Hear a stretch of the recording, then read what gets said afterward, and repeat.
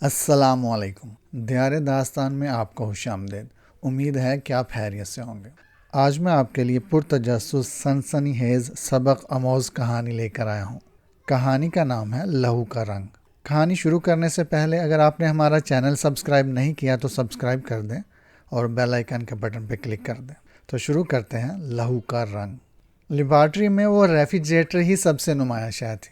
میزوں، کرسیوں اور دوسرے طبی ساز و سامان کی موجودگی کے باوجود ہیرس کا جی چاہتا تھا کہ وہ بس ریفریجریٹر کو ہی دیکھتا رہے۔ شاید یہ اس کی کسی اندرونی کیفیت کے سبب تھا کہ ریفریجریٹر کے چلنے کی مسلسل آواز اسے اپنی جانب متوجہ کر رہی تھی۔ حالانکہ اس سے پہلے وہ بھی اس لیبارٹری میں ہوتا تھا اور ریفریجریٹر بھی، لیکن اس نے کبھی اس پر دھیان ہی نہیں دیا تھا۔ ہیرس نے ریفریجریٹر کھولنے کے لیے ہاتھ بڑھایا۔ ہینڈل کے قریب ہی ایک چٹ چسپاں تھی۔ دروازہ آہستہ بند کیجیے، یہاں خون کی بوتلیں اسٹاک کی گئی ہیں۔ اس نے دروازہ کھول کر تینوں خانوں کا جائزہ لیا۔ ہر چیز اپنی ترتیب سے موجود تھی۔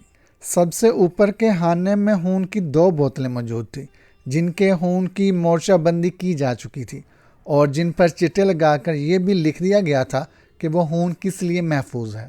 درمیانی اور نچلے خانے میں بلڈ بینک کی ہنگامی ضروریات کے لیے خون کی بوتلیں محفوظ تھیں۔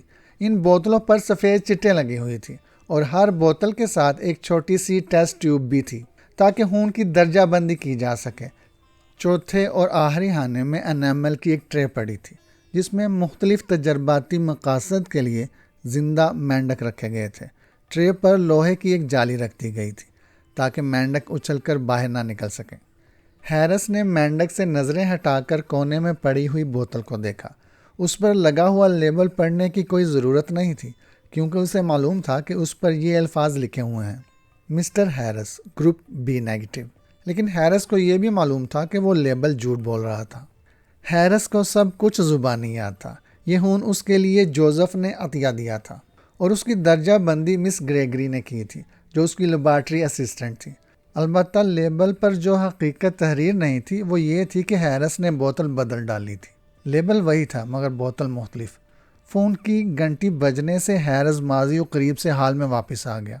مس گریگری نے ریسیور اٹھانے کے بعد کہا: مسٹر ہیرس، آپ کا فون۔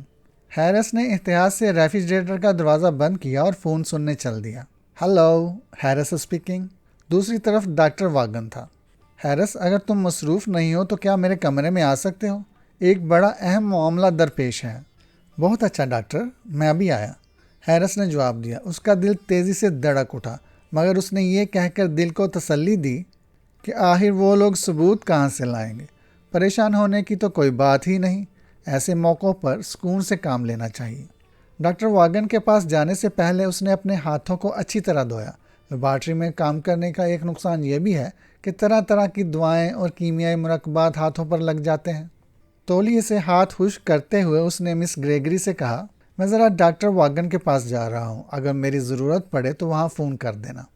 مس گریگری کسی زیر تربیت لڑکی کو خون کی درجہ بندی کا طریقہ بتا رہی تھی۔ اس نے سر اٹھائے بغیر جواب دیا: اچھی بات ہے مسٹر ہیرس۔ ہیرس نے اپنے غصے پر بڑی مشکل سے قابو پایا۔ اسے سب لوگوں سے یہی تو شکایت تھی، کوئی بھی اسے سر اٹھا کر نہیں دیکھتا تھا، اسے ذرا سی بھی اہمیت نہیں دیتا تھا، حالانکہ اس کے کام پر انسانی جانوں کا دار و مدار تھا۔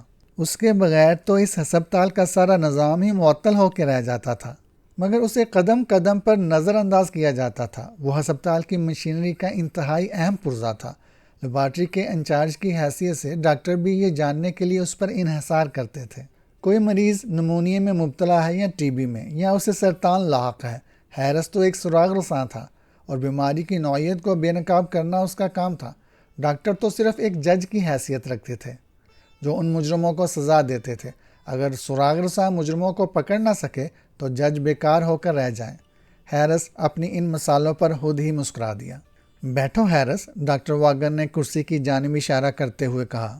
اس کے ماتھے پہ تفکرات کی شکنیں تھیں۔ اس نے اینک اتارتے ہوئے کہا: تم جانتے ہو میں نے تمہیں کیوں بلایا ہے؟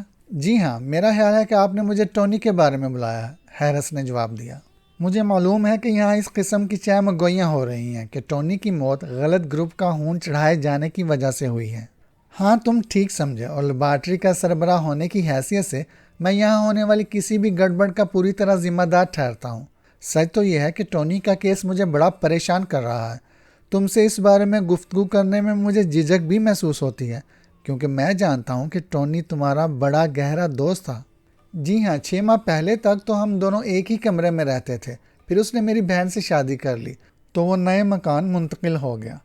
اچھا، یہ بات میرے علم میں نہ تھی کہ وہ تمہارا رشتہ دار بھی تھا، ڈاکٹر واگر نے کہا۔ ابھی تو ان کی شادی کو 1 سال بھی نہیں گزرا تھا کہ میری بہن بیچاری بیوہ بھی ہو گئی۔ مجھے تو یقین نہیں آتا ڈاکٹر کہ ٹونی مر چکا ہے، ہیرس نے اداس لہجے میں کہا۔ مجھے افسوس ہے ہیرس، واقعی ابھی اس بیچارے کے مرنے کے دن کہاں تھے؟ بالکل نوجوان تھا، وہ شاید تمہاری ہی عمر کا تھا۔ جی ہاں، ابھی تو وہ صرف 24 برس کا تھا اور بڑا صحت مند۔ اس کا قد 6 فٹ سے نکلتا ہوا تھا اور وزن 220 پاؤنڈ تھا۔ اس سے پہلے تو وہ کبھی ایک دن کے لیے بھی بیمار نہیں پڑا تھا، حتیٰ کہ پتے کی یہ بیماری بھی کبھی نہیں ہوئی تھی۔ ہیرس جب یہ کہہ رہا تھا تو اس کے ذہن میں ٹونی کا سراپا گھوم رہا تھا۔ دراز قد، وجیح اور خوش اخلاق ٹونی، بے حد ملنسار ٹونی جو ذرا سا غیر ذمہ دار تھا اور جس کی شخصیت انتہائی پرکشش تھی۔ ڈاکٹر واگر نے کھنکار کر کہا، تحقیقات سے تو یہ پتہ چلتا ہے کہ وہ غلط گروپ کے خون چڑھائے جانے سے مرا ہے، لیکن یہ تو ناممکن سی بات ہے ڈاکٹر، ہیرس نے تیزی سے جواب دیا۔ مس گریگری نے اس خون کی درجہ بندی کی تھی۔ ٹونی کے خون کا گروپ او تھا اور اس گروپ کا خون آپریشن روم میں بھیجا گیا تھا۔ ڈاکٹر واگر نے منہ بنا کر کہا، اسی لیے تو میں آپریشن کے دوران خون چڑھانے کا قائل ہی نہیں ہوں۔ بے ہوشی کے عالم میں خون چڑھانے پر مریض کا رد عمل واضح نہیں ہوتا۔ اگر ٹونی کے بدن میں خون کی شدید قلت نہ ہوتی تو میں کبھی ایسا نہ کرتا۔ لیکن ڈاکٹر، آپ کو یہ اندازہ کیسے ہوا کہ اسے غلط گروپ کا خون دیا گیا ہے؟ پہلی علامت تو یہ تھی کہ ہوش میں آتے ہی ٹونی نے ہاتھ پاؤں مارنے شروع کر دیے تھے۔ یہ تمام خارجی اثار تھے۔ اس کے علاوہ پوسٹ مارٹم کی رپورٹ سے بھی یہ ظاہر ہوتا ہے کہ اسے غلط گروپ کا خون دیا گیا تھا۔ میری سمجھ میں یہ بات نہیں آتی کہ یہ سب کیسے ہوا۔ میں خود حیران ہوں، ہیرس نے جواب دیا۔ مس گریگری بڑی محتاط کارکن ہے۔ اس نے ہمیشہ کی طرح 2 مرتبہ خون کا تجزیہ کرنے کے بعد اس کی درجہ بندی کی تھی۔ کیا ایسا ممکن نہیں کہ کسی وجہ سے بوتل بدل گئی ہو؟ یہ بھی مشکل ہی ہے۔ ہر بوتل پر درجہ بندی کے بعد ایک لیبل لگا دیا جاتا ہے۔ اگر بالفرض غلط گروپ والی بوتل آپریشن روم میں بھیج دی جاتی تو ہمیں اپنے باقی اسٹاک سے اس غلطی کا علم ہو جاتا۔ میں تمام بوتلوں کی پڑتال کر چکا ہوں، وہاں ہر چیز درست ہے۔ کیا اس روز کسی مریض کو بھی خون چڑھایا گیا تھا؟ جی نہیں۔ بہرحال کہیں نہ کہیں کوئی غلطی ضرور ہوئی ہے اور اس غلطی نے ایک آدمی کی جان لے لی ہے۔ میرا خیال ہے کہ مجھے لیبارٹری کے طریقہ کار کا جائزہ لینا پڑے گا، ڈاکٹر واگر نے کرسی سے اٹھتے ہوئے کہا۔ لیبارٹری میں مس گریگری زیر تربیت لڑکی کو خوردبین کے ذریعے کوئی مسئلہ سمجھا رہی تھی۔ ڈاکٹر واگن ہیرس کے ساتھ وہاں پہنچا تو وہ ان کی طرف متوجہ ہو گئی۔ ڈاکٹر نے مختصر اسے بتایا کہ ٹونی کو غلط گروپ کا خون دیا گیا تھا۔ مس گریگری یہ سن کر سفید پڑ گئی اور گھبرا کر کہنے لگی، لیکن ڈاکٹر، یہ کیسے ممکن ہے؟ میں نے 2 مرتبہ اس خون کی درجہ بندی کی تھی۔ مجھے یقین ہے کہ وہ اس گروپ کا خون تھا جو مسٹر ٹونی کا تھا۔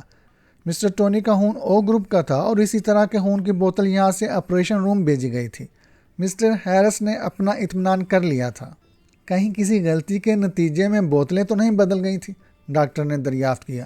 جی نہیں، ایسا ہونا تو تقریباً ناممکن ہے، مس گریگری ریفریجریٹر کی طرف جاتے ہوئے بولی۔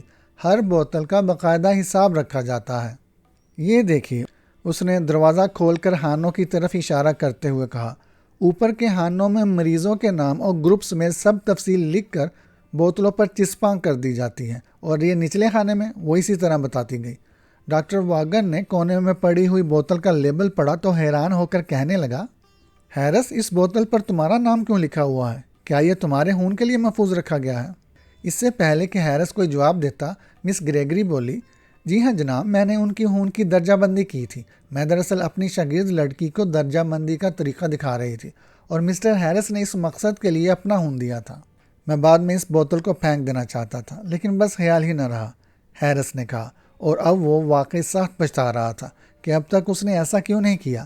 وہ یہ سوچ کر کانپ رہا تھا کہ اگر اب اس بوتل کے خون کی دوبارہ درجہ بندی کی جائے تو بانڈا پھوٹ جائے گا، کیونکہ بوتل والا خون اس کا خون نہیں تھا۔ اصل میں بی نیگیٹو گروپ کا خون بہت کم پایا جاتا ہے، مس گریگری نے کہا، اس لیے میں نے ابھی تک اسے ضائع نہیں کیا۔ ممکن ہے کہ کبھی اس کی فوری ضرورت پڑ جائے۔ ویسے 2 دن بعد تو یہ خون بیکار ہی ہو جائے گا، میعاد ختم ہو رہی ہے اس کی۔ مس گریگری نے جب ہمیشہ کی طرح ریفریجریٹر کے دروازے کو غیر محتاط طور پر زور سے بند کیا تو ہیرس نے آج اسے ڈانٹا نہیں، کم از کم آج تو وہ اسے ہرگز پریشان نہیں کرنا چاہتا تھا۔ ابھی 2 دن تک اسے پوری طرح محتاط رہنا تھا کہ کہیں مس گریگری اس بوتل کے خون کو کسی تجرباتی درجہ بندی میں استعمال نہ کرے۔ ہیرس کو اپنا بہنوئی ٹونی یاد آ گیا، اسے اپنے کیے پر کوئی پشیمانی نہیں تھی۔ ٹونی نے اس کی بہن سے شادی کرنے کے بعد ایک اور لڑکی سے روابط بڑھا لیے تھے، آخر اسے اس بری حرکت کی سزا تو ملنی ہی چاہیے تھی، اور ہیرس کو دوسری کئی وجوہات کی بنا پر بھی ٹونی سے شدید نفرت تھی۔ ٹونی ہمیشہ اس کی کوتاہ قامتی کا مذاق اڑاتا رہتا تھا، اسے اتنی کم تنخواہ پر کام کرنے کا طعنہ دیتا رہتا تھا، لیکن اب ہیرس نے اسے سزا دے دی تھی۔ اب ٹونی اسے کچھ نہ کہہ سکتا تھا، اور یہ بھی عین خوش قسمتی ہی تھی کہ حالات اس کے حق میں ہو گئے تھے، ورنہ ہیرس کے لیے اتنی عمدہ منصوبہ بندی کسی کو قتل کرنا آسان نہیں تھا۔ ہوا یوں تھا کہ ٹونی کو پتے کا آپریشن کروانا پڑ گیا تھا۔ آپریشن سے 1 روز قبل اس کے خون کی درجہ بندی کی گئی تھی۔ یہ محض رسمی کارروائی تھی۔ جن مریضوں کا آپریشن ہونے والا ہوتا تھا ان کے خون کی درجہ بندی کر لی جاتی تھی تاکہ ہنگامی ضرورت پڑنے پر فوراً ان کے گروپ کا خون مہیا کیا جا سکے۔ ہیرس اس وقت لیبارٹری میں ہی تھا جب ٹونی کے لیے او گروپ کے خون کی ایک بوتل موجود تھی اور اس پر لیبل بھی لگا ہوا تھا۔ اس کے ساتھ ہی ہیرس کے اپنے خون کی بوتل بھی موجود تھی جس پر mister Harris group B negative لکھا ہوا تھا۔ خون کی یہ بوتل مس گریگری اپنی شاگرد کو تربیت دینے کے لیے استعمال کر رہی تھی، اور ان چند لمحوں کے اندر ہی اندر ہیرس نے اپنی زندگی کا سب سے اہم فیصلہ کر ڈالا۔ اس نے سوچا کہ اگر بوتل بدل دی جائے تو بھلا کسے پتہ چلے گا کہ خون تو سرخ رنگ کا ہی ہوتا ہے، چاہے اس کا گروپ او ہو یا بی نیگیٹو۔ دونوں بوتلوں کے لیبل بدلنا ایک لمحہ کا کام تھا، کیونکہ وہ گوند سے چسپاں نہیں کیے جاتے تھے بلکہ داغے میں پرو کر بوتلوں کی گردن میں پھنسا دیے جاتے تھے۔ چنانچہ اس نے یہی کیا تھا۔ ٹونی کا خون او گروپ تھا، لیکن اسے ہیرس کا بی نیگیٹو خون چڑھایا دیا گیا تھا اور فوری طور پر جان سے ہاتھ دھو بیٹھا تھا۔ اب ریفریجریٹر میں جو بوتل پڑی ہوئی تھی اس پر لیبل تو بی نیگیٹو کا تھا، یعنی ہیرس کے گروپ کا خون کا لگا ہوا تھا، لیکن دراصل او گروپ کا تھا، وہ خون جو اگر ٹونی کو دیا جاتا تو اس کی جان بچ سکتی تھی۔ ڈاکٹر واگر نے کافی دیر تک لیبارٹری کی ایک ایک چیز کا معائنہ کیا اور پھر مایوسی سے سر ہلاتا ہوا وہاں سے چل دیا۔ ہیرس اگر کوئی خاص بات معلوم ہو تو فوراً مجھے بتانا، جاتے جاتے اس نے کہا۔ ڈاکٹر کے جاتے ہی ہیرس نے اپنا سفید گاؤن اتار دیا اور گھر واپسی کی تیاری کرنے لگا۔ مس گریگری ابھی تک پریشان صورت بنائے کھڑی تھی۔ وہ ابھی 3 ماہ پہلے ہی ملازم ہوئی تھی اور عارضی ملازمت چھٹ جانے کا خدشہ اسے پریشان کر رہا تھا۔ اسے ڈر تھا کہ ڈاکٹر اس واقعے کو کہیں اس کی لاپرواہی سے منسوب نہ کر دے۔ اس نے ہیرس کی طرف دیکھا۔ مسٹر ہیرس، مجھے یقین ہے کہ میں نے خون کی درجہ بندی میں کوئی غلطی نہیں کی تھی۔ تم گھبراؤ مت، پریشانی کی کوئی بات نہیں۔ ہیرس نے نرمی سے اس کا شانہ تھپ تھپاتے ہوئے کہا۔ اب وقت ہو گیا ہے، تم گھر جاؤ۔ پھر اسے ایک اور خیال آیا، حالانکہ لڑکیوں کے معاملے میں اسے اتنی جرأت کم ہی ہوتی تھی۔ میرا خیال ہے میں تمہیں اپنی کار میں گھر تک چھوڑ دوں گا کیونکہ تم خاصی پریشان ہو۔ گھر جاتے ہوئے مس گریگری خاموش ہی رہی۔ جب ہیرس اسے اتار کر آگے بڑھا تو اسی کے بارے میں سوچ رہا تھا۔ آج پہلی مرتبہ اسے محسوس ہوا تھا کہ مس گریگری خاصی خوبصورت ہے۔ اگر وہ اس کے ساتھ کبھی کبھار گھومنے پھرنے کا پروگرام بنا لیا کرے تو کتنا لطف آئے گا۔ وہ لگاتار اس کے بارے میں سوچ رہا تھا اور اتنا محو تھا کہ اسے بائیں ہاتھ کی چھوٹی سڑک سے تیزی سے آگے بڑھتا ہوا ٹرک نظر ہی نہ آیا۔ جس وقت اسے ٹرک کی موجودگی کا احساس ہوا تو خاصی دیر ہو چکی تھی۔ ایک خوفناک دھماکہ ہوا۔ ہیرس کو روشنیاں ناچتی ہوئی محسوس ہوئیں، پھر تاریکی کے ایک سمندر میں سب کچھ ڈوبتا چلا گیا۔ جب ہیرس کو ہوش آیا تو اس کے کانوں میں بڑی مدھم آوازیں گونج رہی تھیں۔ وہ کسی قسم کی حرکت نہیں کر سکتا تھا۔ اسے اپنا سارا بدن قابو سے باہر محسوس ہو رہا تھا، لیکن اسے یہ احساس ضرور ہو رہا تھا کہ باتیں اسی کے کمرے میں ہو رہی ہیں۔ کوئی کہہ رہا تھا وہ زیادہ زخمی نہیں ہے، ایسی تشویش کی کوئی بات نہیں، البتہ اس کی ایک ٹانگ پر گہری چوٹ آئی ہے اور خون بہت زیادہ مقدار میں بہہ گیا ہے، اس لیے خون کا فوری طور پر انتظام کرنا ہوگا۔ کمزوری بہت زیادہ ہو گئی ہے۔ اب جو آواز ہیرس کو سنائی دی وہ اسے بخوبی پہچانتا تھا۔ یہ ڈاکٹر ہڈسن تھا۔ مگر اس کے خون کا گروپ کیا ہے؟ درجہ بندی میں تو 1 گھنٹہ لگ جائے گا، تب تک شاید وہ بچ نہ سکے۔ خون کی کمی کی وجہ سے اس کی حالت بڑی خراب ہے۔ پھر ہیرس کو ایک نسوانی آواز سنائی دی۔ ڈاکٹر مس گریگری ان کے لیے خون کی بوتل لے کر بس آتی ہی ہوگی۔